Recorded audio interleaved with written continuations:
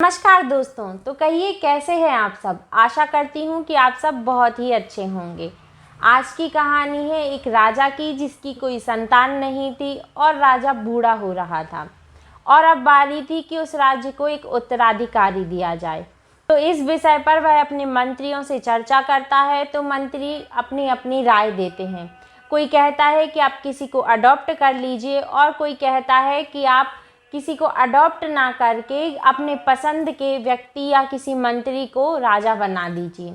एक ने कहा कि आप इसके लिए एक कंपटीशन या फिर इंटरव्यू रखिए और जो आपको सही लगे उसे उत्तराधिकारी बना दीजिए। तब राजा को ये इंटरव्यू वाली बात बहुत अच्छी लगती है और वो कहते हैं कि कंपटीशन नहीं, सिर्फ इंटरव्यू होगा और मैं उस व्यक्ति से बात करूँगा और जो मुझे अच्छा लगेगा मैं उसे उत्तराधिकारी बना दूँगा। तब किसी ने राजा से कहा कि इसके नियम क्या होंगे। तो राजा ने कहा इसके कोई नियम नहीं होंगे, कोई भी व्यक्ति किसी भी उम्र का राजा के पद के लिए इंटरव्यू दे सकता है। अब जो ये साक्षात्कार की बात थी वह धीरे धीरे करके पूरे राज्य में फैल गई, कस्बों, शहरों और गाँवों में भी फैल गई। एक छोटे से गाँव के एक लड़के को जब ये बात पता चली, वह लड़का किसानी करता था। उसने अपने पिताजी से कहा कि पिताजी मैं भी ये इंटरव्यू देना चाहता हूँ। तब उसके पिताजी उससे कहते हैं कि बेटा मुझे नहीं लगता कि कुछ हो पाएगा, लेकिन आगे तुम देख लो। तो बेटा कहता है कि पिताजी एक बार कोशिश करके देख लेते हैं। तो उसके घर वाले उसके लिए हाँ कर देते हैं। जब उसके घर वाले उसके लिए हाँ कर देते हैं तो वो ये सोचने लगता है कि मैं ये फटे पुराने कपड़े पहन के राजा के पास जाऊँगा तो पता नहीं कि राजा पर क्या इम्प्रेशन पड़ेगा। इसके लिए वह अपने पिताजी से पूछता है कि कपड़ों के लिए क्या कुछ पैसे मिल सकते हैं। घर में इतने पैसे थे नहीं, इसलिए जैसे तैसे उधारी के पैसों से उसने एक जैकेट बनवाई। पुराने कपड़ों के ऊपर पहनकर वो जैकेट घर से निकल जाता है और जब वह नगर में पहुंचने ही वाला होता है कि उसे एक बूढ़ा व्यक्ति आवाज़ देता है कि बाबूजी ठंड बहुत है, कुछ ओढ़ने के लिए दे जाएं।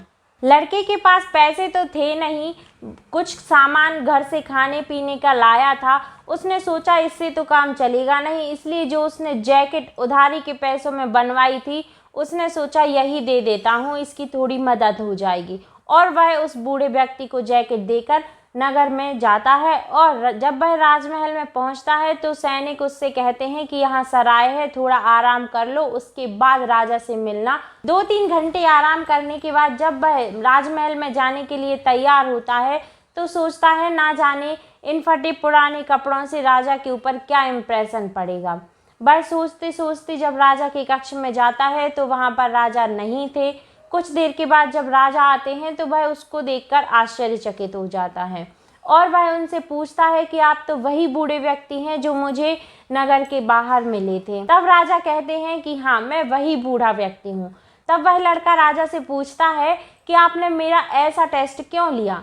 तब राजा कहता है कि मैं एक राजा हूँ और मैं सामने से तुमसे जो कुछ भी पूछता तुम उसके लिए हाँ करते जाते और मैं जैसा करने के लिए कहता तुम वैसा ही करते। तब राजा कहने लगता है इसलिए ही मैंने तुम्हारा ऐसा टेस्ट लिया क्योंकि मैं एक अच्छा इंसान ढूंढ रहा था जो राजा बनने के लिए उपयुक्त है। राजा उसे जैकेट वापस देते हुए कहता है कि लो ये तुम अपनी जैकेट और अब से तुम राजा के पद के लिए अगले उत्तराधिकारी हो। छोटी सी कहानी हमें सिखाती है कि जिंदगी में हम चाहते हैं कि लोग हमें पहचाने, जाने और हमसे प्यार करें, लेकिन क्या हम उन्हें बदले में प्यार दे सकते हैं। और लास्ट बात है कि ज़िंदगी में कुछ बनना है तो सबसे पहले एक अच्छा इंसान बनिए। तो चलिए मिलते हैं अगली कहानी में। यदि आपको स्टोरी अच्छी लगी हो तो वीडियो को लाइक करें, चैनल को सब्सक्राइब करें और आगे शेयर करें और कमेंट में जय श्री राधे कृष्णा लिखना ना भूलें। जय श्री राधे कृष्णा।